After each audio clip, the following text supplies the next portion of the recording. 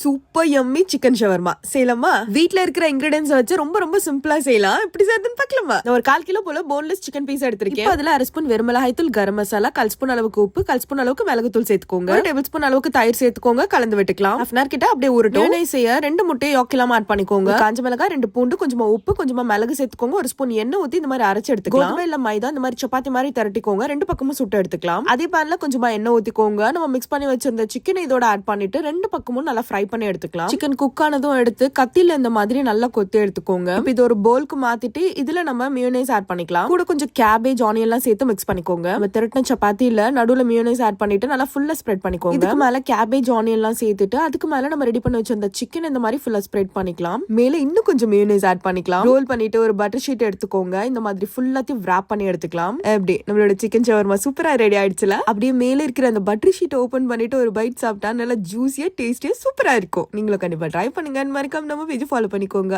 பாய்.